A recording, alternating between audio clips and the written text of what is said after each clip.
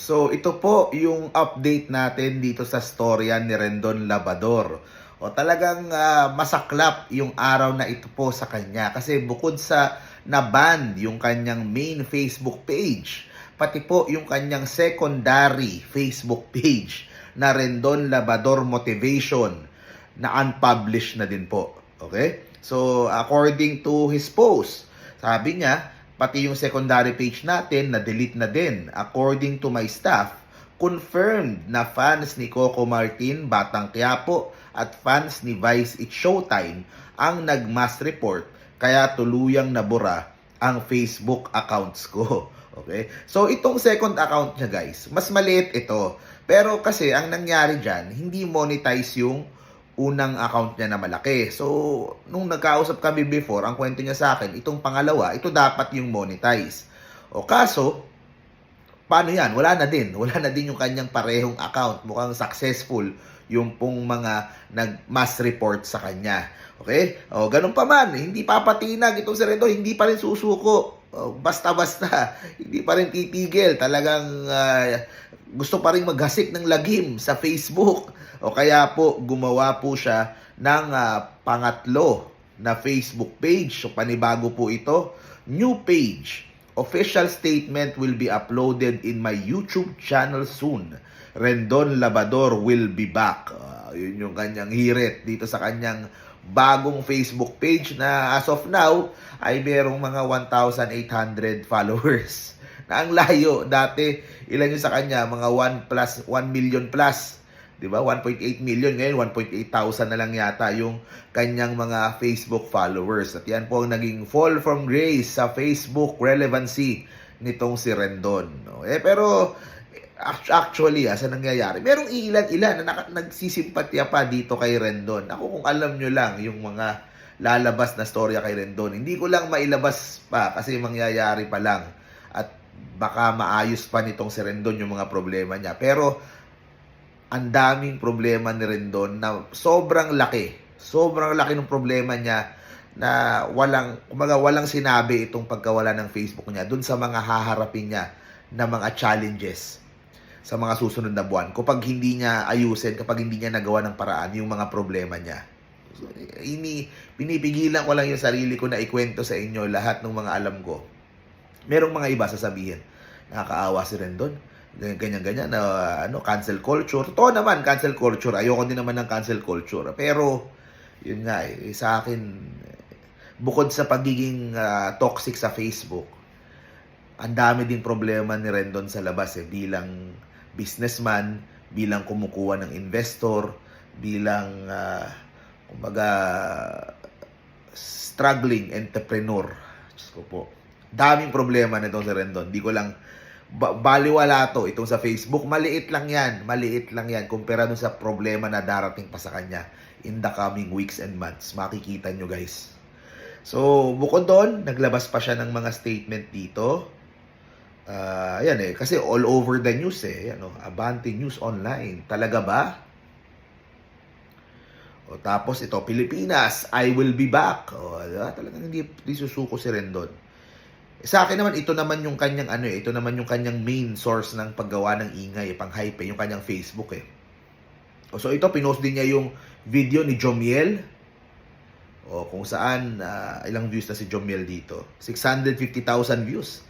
Buti pa yung kapatid niya pumapaldo sa views. Ang laki ng kita nitong si Jomiel sa mga videos niya about dito kay Rendon. Sigurado, laman na naman ng mga balita itong si Rendon. Kaya itong si Jomiel, todo sipa na naman yung mga views niya sa paggawa ng content dito sa kanyang kapatid. Hindi niya kasi kayahin si Jomiel. Si Jomiel marunong lumaro. Diba? Hindi mo alam kung nagbibiro lang o nagpapatawa lang. Nakakatawa kasi si Jomiel sa totoo lang. Magaling na comedian si Jomiel. Kaya minsan, kung saan kakampi yung kuya niya, dun siya sa kabilang side. Diba? So matatawa ka na lang. Si Rendon kasi talagang seryoso dun sa pagka-toxic niya Kaya ang daming nakakaaway tuloy, di ba? Pero itong si Jomiel, tawa lang ako ng tawa. So, yun, masaya siya. Trending siya. Nag-apologize din siya sa mga business partners niya. Sa lahat ng business partners ko at malalapit na taong kakilala ko, gusto ko ipaalam na hindi ako nakaka-receive ng message ninyo sa personal Facebook account ko at FB Messenger. If you know my personal number, call or text na lang ninyo ako. Maraming salamat. Sa mga business partners daw niya, ay, hindi lang, nako, ay, tsaka na lang natin. Ibang ano yun, video yun. Okay lang magkamali, basta itatama natin palagi. Tsaka pasensya na. Aba, showing humility itong si Rendon, ha? Mukhang na-humble siya. Yung pala ang kailangan, matanggalan lang pala ng Facebook, ay magkakaroon ng humility itong si Rendon. Pinakita din niya kung gaano ka lakas yung views niya, yung My Day niya doon sa kanyang Facebook page. Ang taas, ang taas ng engagement niya, ng nag-view ng stories niya. 34 million. Ang laki. Ang laki. Alam nyo, sa totoo lang, kung nagamit lang niya sana ng tama itong kasikatan niya, di ba? Hindi siya away ng away, hindi siya ano. Pwede ka naman maging kontrobersyal ng hindi sobrang toxic at hindi maraming inaaway. Hindi sana mangyayari to. Tapos yung pang sa negosyo niya. So, ang laki nang nawala kay Rendon. Isipin mo, ang average mo 33 million per My Day. Ganong kalaki ganong kadaming Pinoy yung nanonood. 'Di ba? 1/3 ng lahat ng Pilipino tinitingnan yung My Day ni Rendon. Ang lakas. Tapos yun yung mawawala. Kaya masakit talaga. Masakit talaga mawalan yung kay Rendon. Okay, tapos ito, meron pang mga nag-show of support kay Rendon. Dear Rendon, I hope you are okay. I am one of those saddened by the loss of your FB. This is sad news to all Filipinos. So, ako, ulitin ko ang stand ko dito. Ayoko ng cancel culture. Ayoko ng mass reporting. Lalo na sa mga fellow content creators ko. Pero naintindihan ko kung gaano ka-toxic itong si Rendon sa Facebook. Kaya ganun na lang, di ba? Pero sa akin, wala sa kalingkingan yan. Doon sa mga problema ni Rendon sa labas ng social media. Makakalalaman nyo yan soon. Kasi talagang ang daming sablay nito si Rendon. Kaya sana maayos mo, Rendon. Alam mo ibig sabihin ko. Sana maayos mo. Diba? Kasi kumbaga, kung tingin nyo lagapak dito si Rendon, kapag lumabas, mas lalong lalagapak si Rendon kapag hindi niya naayos yung problema na inaayos niya ngayon. Napilit niyang ginagawa ng paraan ngayon. Sinusubukan niyang isettle ngayon. So, sana maayos mo lahat ng mga problema mo rin doon.